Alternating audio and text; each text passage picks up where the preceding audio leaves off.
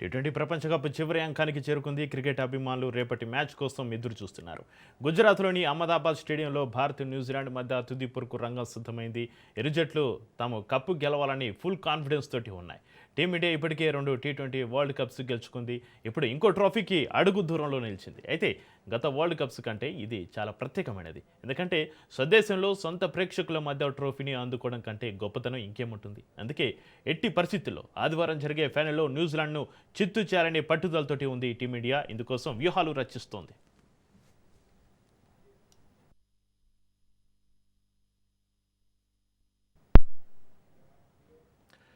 టోర్నీలో టీమిండియా అన్ని రంగాల్లో దూసుకెళ్తుంది. నాకౌట్ మ్యాచ్లో సంజు శాంసన్ తన సత్తా చాటుతున్నాడు.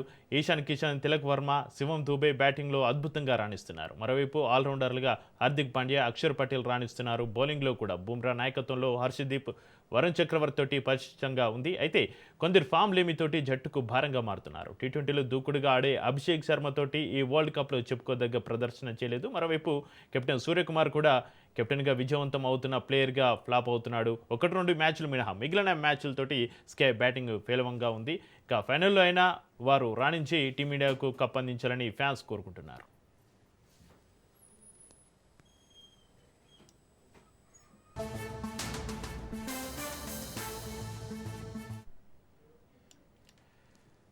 ఐసీసీ టోర్నమెంట్లో న్యూజిలాండ్కు జట్టుకు దురదృష్టమే వెంటాడుతుంది. ఐసీసీ మెగా టోర్నమెంట్లో న్యూజిలాండ్ జట్టుకు పీడకలలే మిగిల్చాయి. టీ20 వరల్డ్ కప్లో కివీస్ జట్టు రెండోసారి ఫైనల్కు చేరింది.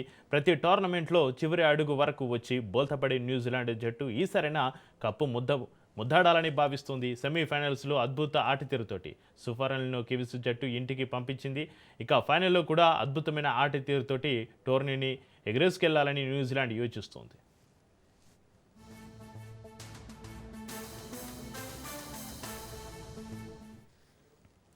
టీ20 ప్రపంచ కప్ 2026 ఫైనల్కు ముందు టీమిండియాను ఒక రికార్డు కలవరపెడుతోంది. ఈ టోర్నీ చరిత్రలో భారత్ ఒక్కసారి కూడా న్యూజిలాండ్ను ఓడించలేదు. 3 మ్యాచ్లలో ఇరు జట్లు తలపడితే అన్నింట్లోనూ కివీసే గెలుపొందింది.